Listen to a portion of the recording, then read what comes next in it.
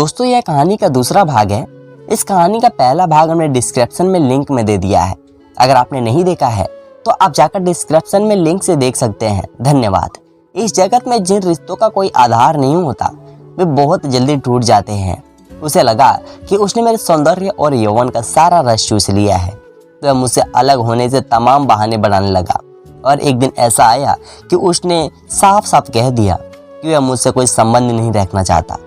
आज मेरे पास नौकरी नहीं है, पैसा नहीं है, उसके चक्कर में सब कुछ गंवा बैठी। बताओ अब मैं कहाँ जाती। उन्होंने कोई प्रश्न नहीं किया। नंदिता स्वयं बताती रही अपनी परेशानियों के बारे में। बहुत ज़्यादा बताकर मैं अपने आप को परेशान नहीं करूँगी। बस इतना कहने के लिए आई हूँ कि अब मैं इस भरे संसार में अकेली हूँ। मम्मी पापा ने मुझसे संबंध तोड़ लिया था। नाते रिश्तेदार मुझे फूटी आंखें नहीं देखना चाहते। यार दोस्त भी अलग हो गए। उसने मेरी नौकर भी छुड़वा दी थी। दिल्ली में चारों तरफ मुझे अंधेरों के सिवा कुछ दिखाई नहीं दे रहा था। यहाँ जब मुझे कोई किनारा नहीं मिला तो मुझे आपकी याद आई। मैं मानती हूँ कि मैंने आपको बहुत दुख दिया। आपका बड़ा दुख पाकर कोई किसी को माफ़ नहीं कर सकता, परंतु मुझे आपके मन की विशालता का पता है। आपने भले ही मेरे कृत्यों के लिए मुझे माफ़ न किया हो, परंतु आपके दिल में मेरे प्रति कोई कटुता नहीं हो सकती। इसलिए मैं हिम्मत कर आपसे मिलने आई हूँ। आशीष का दिल कराट उठा। क्या सचमुच नंदिता के मन में कोई अफसोस का भाव है? वह अपनी गलती का प्रायश्चित करने के लिए आई है। नंदिता ने आशीष को कुछ इस तरह देखा जैसे वह उस पर अंधविश्वास कर रहे हो। वह बोली, आप शायद मेरा विश्वास न करें, परंतु मैं जानबूझकर आपके पास आई हूँ। इसका कोई ना कोई कारण अवश्य होगा। हाँ, फिलहाल तो मुझे एक सहारे की जरूरत है। इस शहर में कहीं मेरा ठिकाना नहीं है। मैं आपको बहुत ज़्यादा तकलीफ नहीं दूंगी। मैं स्वयं अपने पैरों पर खड़ी होनी चाहती हूँ। आपको मेरी थोड़ी मदद करनी होगी। दूसरा कोई मेरी मदद नहीं कर सकता। मुझे विश्वास है आप मेरी ज़रूर मदद करेंगी। कैसी मदद? उन्होंने पूछा। बस रहने के लिए एक छोटा सा फ्लैट या मकान और जीविका के लिए एक नौकरी। मैं अकेले अपना जीवन गुजार लूँगी, अकेले गुजार लूँगी। वे संगीत थे। कोशिश करूँगी। शादी के नाम की संस्था मेरे लिए नहीं है और पुरुषों से तो मेरा विश्वास उठ चुका है। आशीष ने उसकी इस बात का ऑर्डर जवाब नहीं दिया, परंतु वे अच्छी तरह जानते थे कि पुरुषों पर से उसका विश्वास नहीं उठना चाहिए। उसने तो स्वयं किसी पुरुष पर विश्वास तोड़ा है, वह भी अपने पति का। अब पुरुषों पर भी अंधविश्वास का दोष नहीं लगा सकती। इतना आत्मबल कहाँ से लाएगी? अभी कहाँ रुकी हो? कहीं नहीं। मैं आज ही लखनऊ आई हूँ। कहाँ रुकोगी? नहीं जानती। आप मेरे लिए कोई व्यवस्था कर दीजिए। नंदिता के स्वर में अधिकार भाव था, जैसे वह कभी भी उनकी पत्नी हो या पूर्व पत्नी के नाते वह अपने अधिकार का प्रयोग करने आई हो, अथवा आशीष के सरल स्वभाव का फायदा उठाने आई हो। कहीं नजर नहीं आ सकता था कि उसके मन में कौन सा अधिकार भाव था। आशीष ने एक पल उसे देखा। उसकी आंखों में याचना से अधिक प्रतिदान का भाव था। नंदिता के किसी भाव से वे प्रभावित नहीं हुए। उनके मन में बस यही बात थी कि नंदिता मुसीबत में है और उन्हें बस मदद करनी है। इस बात की सच्चाई जानने उन्होंने कोई कोशिश नहीं की कि वह सचमुच मुसीबत में है या जानबूझकर उनके सामने अपनी मजबूरी की कोई कहानी घट रही है। इसके उन्हें कोई फर्क नहीं पड़ता। उनका दयालु स्वभाव सभी तरह से तर्कों और वितकों से उन्हें दूर रखता। उस दिन उन्होंने नंदिनी से रहने की व्यवस्था अपने एक मित्र के गेस्ट हाउस में करवा दी। फिर अगले कई दिनों तक वह नंदिता के लिए मकान और नौकरी की व्यवस्था में लगे रहे। इस वजह से उन पर क्लिनिक लगभग अपेक्षित रहा और घर की तरफ भी ज़्यादा ध्यान नहीं दे पाए। बेटा शिकायत करता, पापा आप इतना ज़्यादा काम क्यों करते हैं? हमारे लिए भी आपके पास समय नहीं है। दिव्या समझदार थी। वह जानती थी मेडिकल एक ऐसा पेशा है जिसमें समय असमय भी नहीं देखा जा सकता। फिर भी उन दिनों आशीष के चिंतित चेहरे को देखकर उसने शिकायत की, इतना काम भी क्यों करते हैं कि आपको आराम करने का भी मौका ना मिले? दिव्या कोई खास बात नहीं है, बस कुछ दिनों की बात है, फिर सब सामान्य हो जाएगा।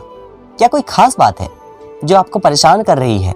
नहीं, उन्होंने टालने के लिए कह दिया। तुम परेशान ना हो, कोई बात होगी तो मैं तुम्हें जरूर बताता। दिव्या आश्चर्य हो जाती। पति पर शंका करने का कोई कारण उसके पास नहीं था। गोमती नगर में एक LIG मकान मिल गया, नंदिता के लिए पर्याप्त था। जब अग्रिम किराया और डिपॉजिट देने की बात आई तो आशीष ने उसकी तरफ देखा। नंदिता ने मुंह झुका लिया, कुछ बोल ली नहीं। तो आशीष को पूछना ही पड़ा, तुम्हारे पास पैसे हैं ही नहीं? उसने धीमे स्वर में कहा। आशीष को बहुत आश्चर्य हुआ। नंदिता एक बड़ी कंपनी में काम करती थी, उसकी तनख्वाह भी अच्छी खासी थी। फिर उसके तनख्वाह का पैसा कहाँ गया? नंदिता जैसे आशीष का मंतव्य समझ गई। आपको मैं कैसे बताऊं, उसने न केवल मेरा शरीर चूसा है बल्कि मेरे कमाई पर भी खूब ऐश किया। उसने मुझे कहीं का नहीं छोड़ा। आशीष ने बिना कोई प्रश्न किए पैसे भर दिए। यही नहीं, घर का सामान भी भरवाया, फर्नीचर से लेकर बर्तन और राशन तक। इसमें कई लाख रुपए खर्च हो गए उनके, परंतु कोडर मलाल नहीं था। उन्हें बस एक कचोट थी। यह सब वे अपनी पत्नी से छिपा कर रहे हैं। इसके बाद अपने रसूख और पैसों पर कुछ लाभ लेते हुए उन्होंने नंदिता को एक होटल में असिस्टेंट मैनेजर की जॉब दिलवाई थी। हालांकि होटल मैनेजमेंट का कोई अनुभव उसके पास नहीं था, परंतु मैनेजमेंट की डिग्री उसके पास थी और एक कंपनी में काम करने का पिछला अनुभव था। इसी आधार पर उसे नौकरी मिल गई। जिस दिन उसे नौकरी मिली, नंदिता ने आशीष से कहा, क्या मिठाई खाने के लिए शाम को घर आ सकते हो? घर पर क्यों, मिठाई तो कहीं भी खाई जा सकती है ना। उन्होंने हल्के फुल्के मूड से कहा, तो फिर किसी रेस्टोरेंट में चलते हैं। नंदिता ने लपाक से कहा। वे सोच में पड़ गई, फिर बोली, यह संभव नहीं होगा। मरीजों को देखते देखते काफ़ी समय निकल जाता है, रात में देर हो जाएगी, समय नहीं मिल पाएगा। तो फिर आप क्लिनिक से सीधे घर आ जाइएगा। उसने जोर देकर कहा। देखता हूँ, शाम को ज़्यादा मरीज नहीं हुए तो आ जाऊँगा, मैं इंतज़ार करूँगी। उसके सब्र से लग रहा था कि उसे विश्वास था आशीष अवश्य आएंगे, और सचमुच वे आए। नंदिता एक दिन बहुत ज़्यादा खुश लग रही थी। वह आशीष के स्वर के लिए बिल्कुल तैयार थी। उसने एक विवाहित की तरह श्रृंगार किया था, बस बिंदी नहीं लगाई थी। साड़ी में उसका मनमोहक सौंदर्य निखर रहा था। उसके सौंदर्य से आशीष अभिभूत हो गए।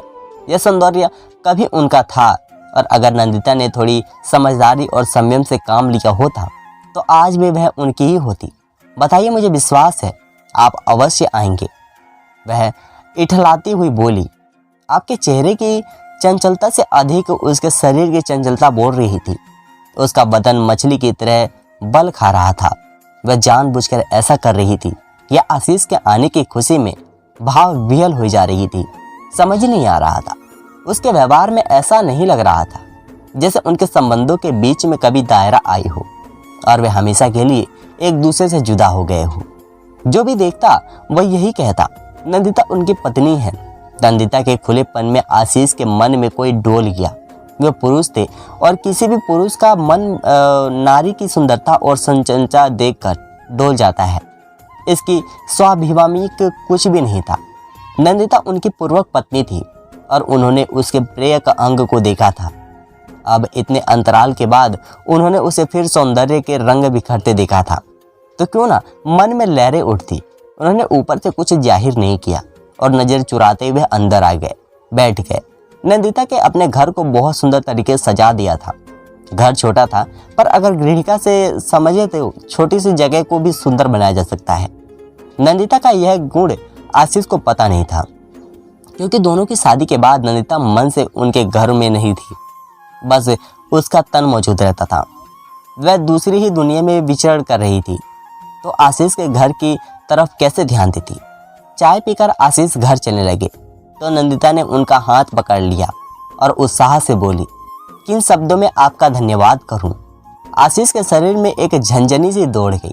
नंदिता का स्वर तो उनके लिए अनचाहा नहीं था, परंतु उन्हें लगा जैसे नंदिता उन्हें पहली बार स्पर्श कर रही हो, और यह स्पर्श अनोखा ही नहीं, उज्जीवित कर देने वाला था। 10 साल बाद नंदिता के सौंदर्य में अगर कोई कमी आई थी तो वह उम्र की थी, जिसे 10 साल बढ़ गए थे, वरना आज भी वैसी ही सुंदर और दिलकश थी। आज भी वह किसी गैर मर्द के दिलों की घायल करने का सौंदर्य अपने अंदर समेटी थी। आशीष ने बिना उसके तरफ देखे अपने हाथ को छुड़ा लिया और कहा, इससे धन्यवाद की कोई बात नहीं है। मनुष्य ही मनुष्य के काम आता है। मनुष्य सौंदर्य प्रेमी होता है। इस तरह का सौंदर्य उसे स्वाभावित करता है, आकर्षित करता है, भोगा हुआ भी और नया भी। नंदिता का सौंदर्य आशीष के लिए नया नहीं था, परंतु आज वह बिल्कुल नई और अलग दिख रही थी। नारी का सौंदर्य इसलिए मनुष्य को आकर्षित करता है क्योंकि वह प्रतिपल अपने नए रूप और नए अंदाज में दिखती है। आशीष थोड़ा विचलित हो गए थे। घर पर उन्होंने दिव्या को भरपूर निगाहों से देखा। वह भी उन्हें बिल्कुल नई नई सी लगी, सुबह की नई धूप में नहाई सी, खिलते फूलों की रंगत लिए एक बच्चे की माँ थी। फिर भी उसके सौंदर्य में कोई कमी नहीं आई थी। वह एक डॉक्टर की पत्नी थी। उसके अपने को संभाल कर रखा था। वह तुलना करने लगी नंदिता और दिव्या में। दोनों का सौंदर्य एक दूसरे को अलग था। एक अपने परिवार के प्रति दूसरा तरह समर्पित थी, तो दूसरी स्वच्छंद उड़ने लगी तितली, परंतु दोनों ही मनमोहक थी। नंदिता को उन्होंने एक स्थापित्य प्रदान किया। इस बात तो उन्हें संतुष्टि प्राप्त होती थी, परंतु इस एहसान का बदला लेने का उनसे मन में कोई विचार नहीं थी आया था। वे उसे अपनी तरफ से फ़ोन भी नहीं करते थे, परंतु नंदिता जब भी उसे दिन में 3-4 बार उन्हें फ़ोन कर लेती, उनके चैन न पड़ता। वह मीठी मीठी बातें करती, कई बार पुरानी बातें खोद कर उनसे माफ़ी मांगती। वह जताने की कोशिश करती कि उनके प्रति ऋण है, तो उनके एहसानों का बदला चुकाना चाहती है। वह हंसकर टाल जाते तो अपनी तरफ से कोई प्रतिक्रिया जाहिर न करते, जिससे भी कि नंदिता को यह लगे कि उससे प्रतिदिन की अपेक्षा रखते हैं। नंदिता लगभग रोज उन्हें अपने घर आमंत्रित करती। उसकी बातों में कुछ ऐसा इशारार होता कि आशीष मन न कर पाते या वे उसका दिल दुखाना नहीं चाहते थे। नंदिता अकेली है, इस शहर में उसका कोई सगा संबंधी नहीं है। इस नाते वे उसे खुश करने के लिए रोज तो नहीं, परंतु दूसरे तीसरे दिन उसके घर चले जाते। नंदिता गर्म जोशी से उनका स्वागत करती, चाय कॉफ़ी के साथ कुछ खाने के लिए बना लेती। वे कुछ देर बैठकर उसी की बकबक सुनते और चले जाती। एक दिन नंदिता उनकी बगल में सोफे पर बैठ गई। वह चौक से गई और हल्का सा खिसक कर अपने बदन को सिकोड़ लिया। उस हंस कर बोली, आप मुझसे इतना दूर क्यों जा रही हैं? बैठे न, इसलिए आखिर मैं आपकी पत्नी रह चुकी हूँ। अभी भी हमारे रिश्ते में अहमियत है, इतनी दुखी क्यों? आशीष उसकी बात का जवाब देते बस इतना कहा, मैं ठीक हूँ, परंतु मैं ठीक नहीं हूँ। वह फिर से उसकी तरफ खिसक गई। मेरे मन में अपराधबोध है। मैंने अपने आप को कितने दुख दिए। आपने कभी मुझे ना तो डांटा ना मार पीटा। सहज भाव से आप सब कुछ सहते गए। मैं तब भी इस बात को नहीं समझ पाई कि आप जैसे शरीफ इंसान को कष्ट देकर मैं अपने जीवन को नर्क बना रही हूँ। तब अगर आपने मेरे साथ सख्ती की होती, डांटा होता, तो संभवतः मैं आपको छोड़ने की गलती कभी नहीं करती। मैं अपने अपराधबोध से कैसे छुटकारा पाऊँ? उन्हें क्या पता वह अपने अपराधबोध से कैसे छुटकारा पा सकती थी। यह उसका निजी मामला था। इसमें वे नंदिता की क्या मदद कर सकते थे? मैं लखनऊ नहीं आई थी, इसलिए आपसे माध्यम से कहीं नौकरी प्राप्त कर लूँ और हंसी खुशी जीवन व्यतीत करूँ। यह काम तो मैं दिल्ली में भी रहकर कर सकती थी। जो नौकरी छोड़ दी थी वही प्राप्त कर लेती या दूसरी कर लेती, इसमें कोई परेशानी नहीं थी। आज उससे अपने दिल की बात कही थी। आशीष चौंक गए। तो क्या वे केवल उनके लिए आई है? उसे कोई दुख, कोई परेशानी नहीं? अच्छा, तो फिर उन्होंने असहज भाव से पूछा। वे आगे बहुत कुछ पूछना चाहते थे पर उन्होंने नहीं पूछा। वे जानते थे कि उनके बिना कुछ ही यह सब कुछ उन्हें बता देगी। नंदिता का स्वभाव बहुत चंचल था। वह बहुत दिनों तक कोई अपने मन की बात छिपा कर नहीं रख सकती थी। नंदिता ने अपना दया हाथ उनकी बाहों के जांघ पर रख दिया और उन्हें हौसले हौसले सहलाने लगी। आशीष को संभवतः वो इस बात का भनक नहीं हुआ था। वे अन्य विचारों में खोए थे और मैंने सोचा, मेरे कारण आपने इतना दुख सहा, मेरा दिया सारा जहर पी गए, बिस्पाई बन गए, तो फिर से मैं जी कर दूसरों के लिए दिए जहर को क्यों नहीं पी सकती? मैंने तय किया कि अगर आप मिल गए तो आपने मुझे क्षमा कर दिया तो मेरा दुख कम हो जाएगा। अब आप मुझे मिल गए हैं और मैं देख रही हूँ कि आप मेरे प्रति आपके मन में कोई कटुता नहीं है। इससे ना केवल मेरा दुख कम हुआ है, बल्कि मैं सुख से सागर में डूबने उतरने लगी हूँ। जीवन के प्रति मेरा मुंह बढ़ गया है। मैं बहुत कुछ पा लेना चाहती हूँ। वह जो भी बहुत पहले मेरी नादानी के कारण मेरे हाथों से फिसल गया था, आपने मेरे अपराध क्षमा कर दिए, मेरे दुख हर लिए, परंतु मेरा प्रायश्चित अभी बाकी है। वह क्या? आशीष ने अपनी निगाहों को उठाकर नंदिता की आंखों में देखा। उसकी आंखें भीगी थी, इसके बावजूद उनकी अंधों की चमक थी। जैसे उसे विश्वास था कि उसकी कोई बात आशीष नहीं टालेंगे। नंदिता के भावुक होकर उनके दोनों हाथ पकड़ लिए। मैं जानती हूँ आप बहुत बड़े दिल के आदमी हैं, इसलिए आपसे याचना कर रही हूँ कि मेरा प्रायश्चित यही है कि मैं जीवन भर आपके साथ रहूं। आशीष को एक झटका सा लगा। उन्होंने अपने हाथ छुड़ा लिए और उठकर खड़े हो गए। क्या? वह भी उठकर खड़ी हो गई और आशीष को जबरदस्ती बाहों में भर कर बोली, आप इस तरह क्यों चौंक गए? मैंने कोई अनहोनी बात नहीं कही थी। इस दुनिया में बहुत सारे लोग बिना शादी के एक दूसरे के साथ रहते हैं। मैं तो आपकी परित्याग पत्नी हूँ। मेरा आप पर कोई हक नहीं है, परंतु मैं अपना पूरा जीवन, अपना ये तन मन आपके लिए समर्पित करना चाहती हूँ। आशीष की आवाज़ लड़खड़ाई हुई। ये कैसे संभव हो सकता है? सब कुछ संभव है, बस मन को समझाने की बात है। परंतु मैं शादीशुदा हूँ, घर की पत्नी और एक बेटा है। मैं तुम्हारे साथ कैसे रह सकता हूँ? जिस प्रकार आप दोनों मेरे कष्ट का जहर पीकर रह सकते हैं, उसी प्रकार खुशी खुशी मेरे साथ रह सकते हैं। मैं आपके प्रति समर्पण चाहती हूँ। किसी और चीज़ की मुझे आपसे अपेक्षा नहीं है। मैं आपसे कोई डर और हक नहीं मांगूंगी, न बच्चों की कामना, न संपत्ति का अधिकार। मुझे बस आपका साथ चाहिए, कभी कभी संघर्ष चाहिए, और कुछ नहीं। आशीष का दिमाग चकरा गया। वे एक डॉक्टर थे, सुलझे हुए व्यक्ति थे, कठिन और विपरीत परिस्थितियों में भी नहीं घबराते थे। जब परपुरुष के साथ नंदिता के संबंध का उन्हें एहसास हुआ था, तब भी वे इतना विचलित नहीं हुए थे। सोचा था कि इन परिस्थितियों से आगे किसी तरह निपट लेंगे, परंतु आज उन्हें लग रहा था कि इन परिस्थितियों से कुदरत भी नहीं निपटा सकती। नंदिता जो चाहती थी वह कभी पूरा नहीं हो सकता था। कम से कम उनके लिए यह असंभव था। इस बार उन्होंने विष पिया था, परंतु दूसरी बार नहीं पी सकते थे, जानबूझकर तो कतई नहीं। नंदिता उसके बदन से सट गई, लगभग उन्हें अपनी बांटे से समेटी हुई बोली, देखिए, मना मत कीजिएगा। मैं बड़ी उम्मीदों से आपके पास आई हूँ। मेरा यहाँ आने का यही एक मकसद था कि पूरा जीवन आपके चरणों में समर्पित रह करके अपनी गलतियों से छुटकारा पा सकूंगी। मेरे अपराधों का प्रायश्चित हो जाएगा। आपके सिवा अब मैं किसी और को नहीं चाह सकती। अगर आप मुझे नहीं स्वीकार करेंगे तो भी मैं जीवन भर अविवाहित रहकर आपका इंतजार करूंगी। उसकी आवाज़ में बेबसी सी गिड़गिड़ाहट भरती जा रही थी और ऐसा लग रहा था जैसे नंदिता जबाने भर के सताई हुई औरत हो। आशीष ने उसे नहीं संभाला तो वह टूट जाएगी, बर्बाद हो जाएगी। परंतु आशीष को नंदिता की गिड़गिड़ाहट, उसका रोना प्रभावित नहीं कर पा रहा था। उसके दिमाग की नसें फट रही थी। उसे लग रहा था चारों ओर धमाके हो रहे हैं। यह दीपावली या शादी ब्याह के मौके पर होने वाले आतिशबाजी के धमाके नहीं थे। यह उनके जीवन के तहस नहस करने वाले धमाके थे। हड़बड़ाहट में वे बाहर जाने के लिए मुड़े। नंदिता ने उन्हें पकड़ लिया। वे ठिठक गए।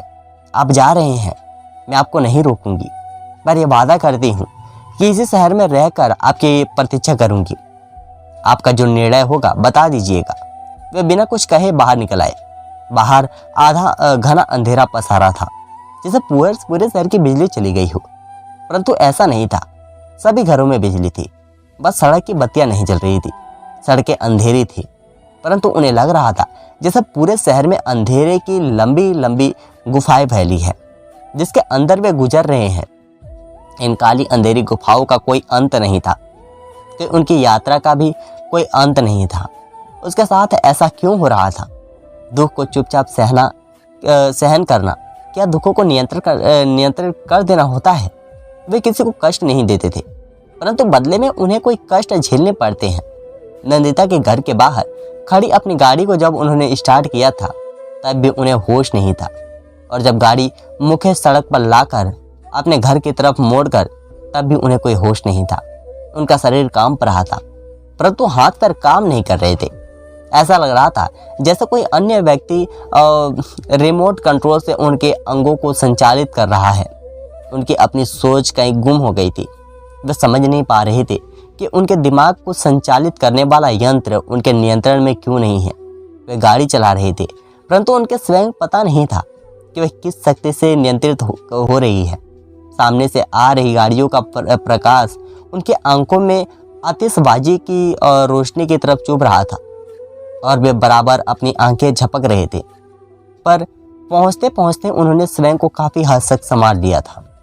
दिमाग की झंझनाहट कम हो गई थी, शरीर का कंपन बंद हो गया था, मन संतन्य हो चुका था।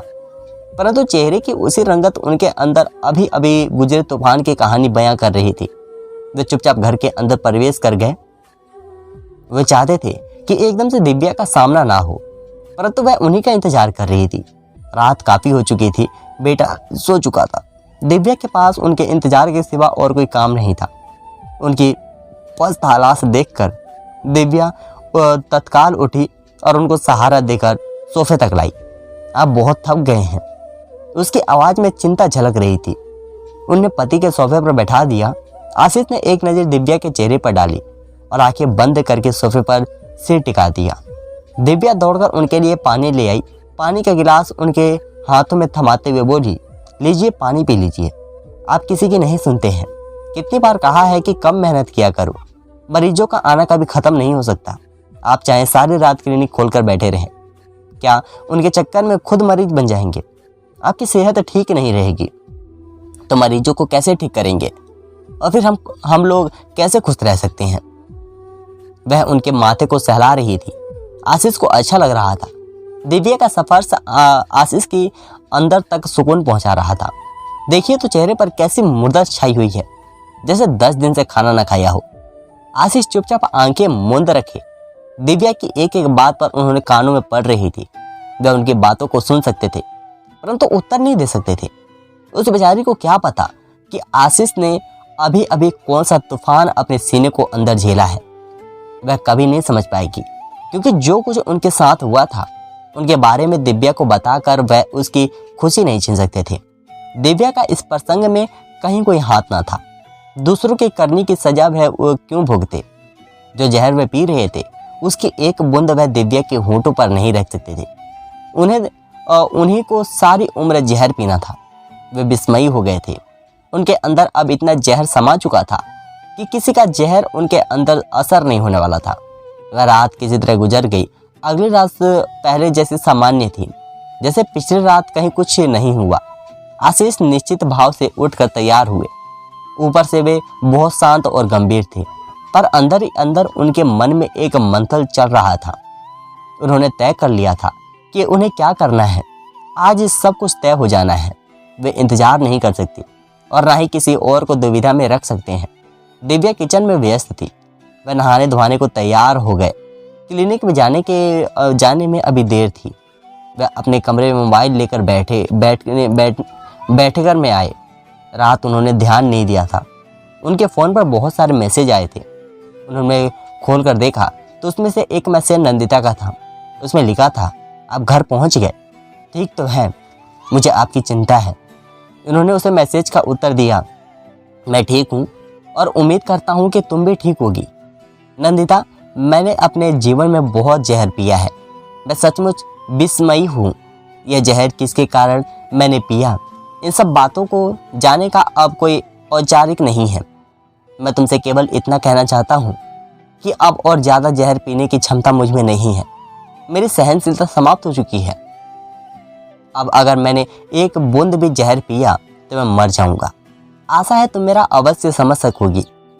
मुझे अपनी बीवी और बेटों से प्यार है और शांतिपूर्वक उनके साथ जीना चाहता हूँ। मुझे जीने दो। मेरी तुम्हारे लिए नेक सलाह है कि अब तुम भी भागना छोड़ दो और किसी अच्छे लड़के के साथ एक घर बसाकर खुशी से जीवन व्यतीत करो। अब मुझसे मिलने का प्रयास ना करना। आशीष नंदिता को मैसेज भेजने के लिए बाद एक भारी बोझ उनके मन से उतर गया। उनके मन में अब कुछ संशय और चिंता नहीं थी। उनको ऐसा लग रहा था जैसे उनके अंदर जो विष का घड़ा 10 साल से रिसील कर बढ़ रहा था, वह अचानक फूट कर बह गया और उस पर जहन उनके शरीर में फैल चुका हो। अब वह उनके शरीर पर असर नहीं कर रहा था।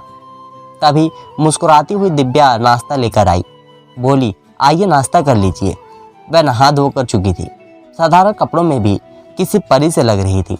उन्होंने एक प्यासी मुस्कुराहट के साथ दिव्या को देखा, फिर मन ही मन खुश होते हुए और ड्राइंग टेबल पर बैठे। तो दोस्तों, ये कहानी आपको कैसा लगा? क्या आशीष ने जो फैसला लिया वह सही था? कमेंट करके ज़रूर बताएं। धन्यवाद।